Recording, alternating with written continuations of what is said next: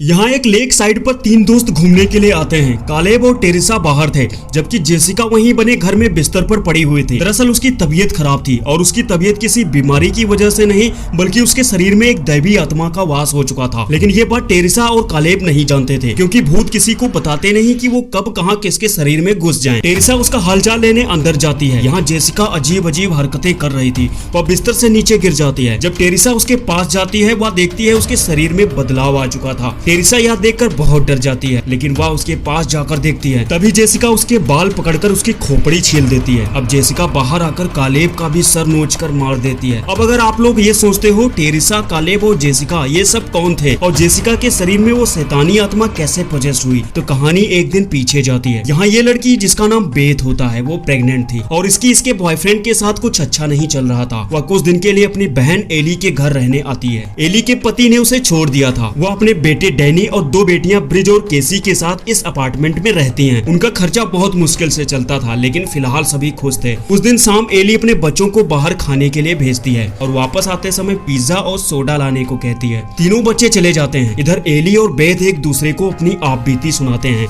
इधर तीनों बच्चे खाने पीने के बाद वापस आ रहे थे। वे सब अभी पार्किंग में ही होते हैं कि तभी भूकंप आ जाता है। इस दौरान पिज्जा और सोडा सब वहीं जमीन पर गिर जाता है। अब वो खाने पीने लायक नहीं बचा था। खैर, इस भूकंप की वजह से उस बिल्डिंग को काफी नुकसान होता है। जगह जगह दरारें पड़ गई थी। यही जमीन पर एक गड्ढा बन गया था। अब डैनी उस गड्ढे को देखकर सोचने लगता है, आखिर इसमें है क्या, अंदर जाकर देखना चाहिए। वैसे उस गड्ढे में जाना उसके जीवन की सबसे बड़ी गलती होने वाली थी। हालांकि ब्रिज उसे अंदर जाने से मना करती है, लेकिन वो नहीं मानता। वो अंदर जाकर देखता है, वो एक पुरानी अंडरग्राउंड चर्च होती है जो कई 100 साल पहले बनाई गई होगी। यहाँ पर रखी चीजें बहुत पुरानी थी और शायद उसके काम की नहीं थी। यही उसे ग्रामोफोन रिकॉर्ड्स मिलते हैं, जिसे वो अपने साथ ले लेता है। अब जाते जाते डैनी को दीवार में एक गड्ढा दिखता है, जिसमें रखी एक किताब को वह बाहर निकालता है। डैनी को जरा सा भी अंदाजा नहीं था कि वह किस खतरे को न्योता दे रहा था। अब डैनी यहाँ से वह रिकॉर्ड्स और किताब लेकर निकल जाता है। डैनी अपने कमरे में जाकर उस किताब को खोलने की सोच रहा था, जो किसी शैतानी नुकीले दांतों से लॉक होती है। हालांकि उसकी बहन ब्रिज इन सबके चक्कर में न पड़ने के लिए बोल रही थी, लेकिन डैनी उसकी एक नहीं सुनता है। वह किताब खोलने लगता है।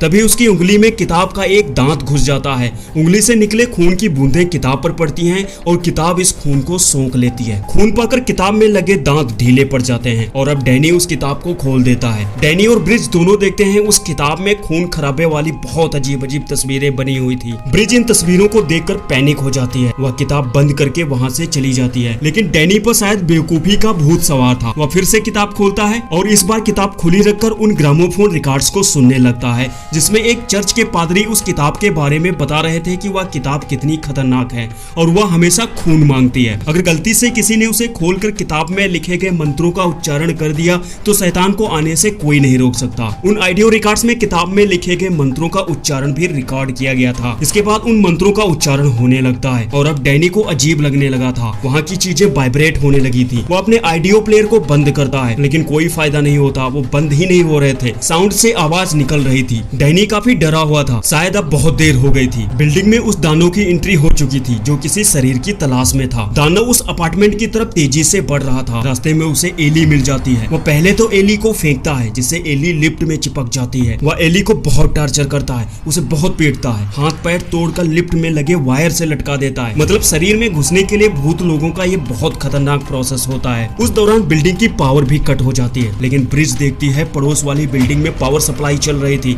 अब उसे भी किसी अनहोनी के होने का डर सता रहा था। सभी मिलकर कैंडल चलाते हैं। इस दौरान एली घर में आ चुकी थी। उसके शरीर में शैतानी आत्मा पजेस्ट हो चुकी थी। उसकी चाल ढाल देखकर सभी हक्का बक्का रह जाते हैं। एली सीधे किचन में जाकर आमलेट बनाना शुरू करती है। उसकी हालत और हाव भाव देखकर किसी के मुंह से एक भी शब्द नहीं निकाला जा रहा था। एली उन लोगों से कहती है, तुम सब मेरा परिवार हो और मुझे तुम लोगों की खोपड़ी चाहिए। इतना कहकर एली जमीन पर गिरकर बेहोश हो जाती है। उसे बिस्तर पर लिटा दिया जाता है। पड़ोस में रहने वाले लोगों से इस बारे में बता दिया जाता है। उन सबको लगता था एली मर चुकी है। उसकी लाश को बाहर दफन कर देना चाहिए। बेथ अपनी बहन के पास जाती है। उसे अपनी बहन खोने का बहुत दुख होता है। इस बीच वह देखती है एली बिस्तर पर बैठी हुई है। उसे विश्वास नहीं होता आखिर ये सब क्या चल रहा है। तभी सभी बच्चे अपनी माँ को देखने के लिए आते हैं। माँ को बेड पर बैठा देख ब्रिज कहती है, क्या वह जिंदा है? बेथ ने देखा एली का शरीर बहुत गर्म था। इसके बाद बेथ और डैनी एली को ठंडे पानी के डब में डुबोते हैं ताकि उसका शरीर टेम्परेचर नॉर्मल हो जाए। लेकिन तभी वह शैतानी आत्मा अपने करतब दिखाना शुरू कर देती है। वह इतने जोर से चिल्ला चिल्लाती है, पूरी बिल्डिंग उसकी चीख से गूंज उठती है। अब वो अपने परिवार को मारना शुरू कर देती है। सबसे पहले वह बेथ पर अटैक करती है और कांच के टुकड़े से उसके हाथ को चीर देती है। ब्रिज उसे रोकने की कोशिश करती है, लेकिन एली ब्रिज पर भी अटैक करती है। टैटू मशीन से उसके चेहरे पर एक घाव कर देती है और अब वह उसे मारने ही वाली थी, तब तक डैनी उसे ढकेलकर पीछे कर देता है। चीख पुकार और शोर शराबा सुनकर पड़ोसी भी दरवाजे के पास इकट्ठा होने लगे थे। अभी एली फिर से उठती है और पड़ोस में रहने वाले इस लड़के को जोर से चेहरे पर काट लेती है। वह इतनी जोर से काटती है कि उसकी आंख ही निकाल लेती है। इसके बाद उस आंख को दूसरे पड़ोसी के मुंह में फेंक देती है। अभी एली पड़ोसियों से उलझी हुई थी। इस मौके का फायदा उठाकर बेथ दरवाजा बंद कर देती है ताकि वह बाहर से अंदर ना आ पाए। दरवाजे में बने होल से बेथ देखती है कि बाहर एली ने सभी पड़ोसियों को एक एक करके मार दिया था। इस घर से निकलने का यही एकमात्र दरवाजा था। उनका अपार्टमेंट उस बिल्डिंग की काफी ऊंचाई पर था। दूसरी साइड में बेथ देखती है नीचे सड़क पर कुछ लोग जा रहे थे। वह मदद के लिए चिल्लाती है, लेकिन ज्यादा ऊंचाई होने की वजह से उसकी आवाज नीचे तक नहीं जा पाती। अब ब्रिज डैनी से झगड़ा करती है कि वह सब इसकी वजह से हो रहा है, क्योंकि उसने किताब खोलने से मना किया था। अब बेथ उन लोगों को शांत कराती है। उधर उनकी छोटी बेटी केसी, जिससे एली बहला फुसलाकर दरवाजा खुलवाने जा रही थी, हालांकि पूरा दरवाजा नहीं खुल पाया था। तब तक बेथ उसे फिर से धक्का मारकर बाहर करके दरवाजा लॉक कर देती है। इस बीच किचन से कांच टूटने की आवाज आती है। जब बेथ किचन में जाकर देखती है, ब्रिज कांच का गिलास खा रही थी।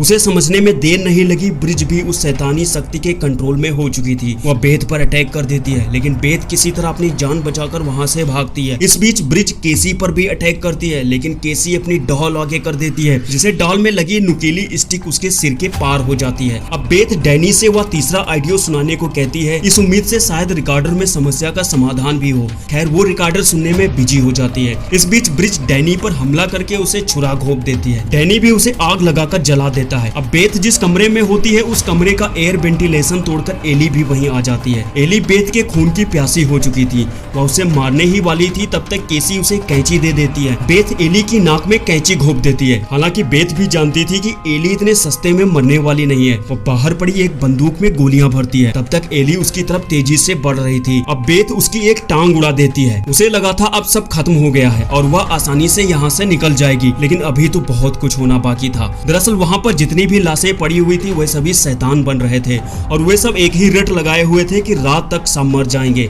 रात तक सब मर जाएंगे। खैर इस बीच बेथ और केसी लिफ्ट के सहारे कार पार्किंग वाली जगह आ जाते हैं। बेथ जैसे ही कार आगे बढ़ाती है, कार एक गड्ढे में फंस जाती है। इससे पहले कार गड्ढे से निकल पाती, वह शैतानी ताकत कार के पास आ जाती है। उस शैतानी ताकत को चकमा देकर बेथ केसी को लेकर निकल ही रही थी कि तब तक वह शैतान केसी को खींच ले जाता है। बेथ को वहीं पर पड़ा एक चेनसॉ मिलता है, जिससे वह शैतान का हाथ काट देती है और केसी को बचा लेती है। अब केसी और बेथ मिलकर उस शैतान को श्रेडिंग मशीन के पास ले जाते हैं। अभी केसी उसका स्विच ऑन कर देती है और देखते ही देखते उस शैतान की लुगदी बन जाती है। बेथ वहां से केसी को लेकर निकल जाती है। अगली सीन में यहाँ हम एक लड़की को देखते हैं जो अपने फ्रेंड को फोन करके किसी जगह घूमने जाने के लिए कह रही थी, और ये जेसिका होती है, जिसे इस कहानी के शुरुआत में दिखाया गया था। यहाँ जेसिका को कुछ अजीब फील होता है। वह एक शैतान को देखती है जो उसके शरीर में प्रवेश कर जाता है। इसके बाद जेसिका अपने दो दोस्त टेरिसा और कालेब के साथ घूमने गई थी।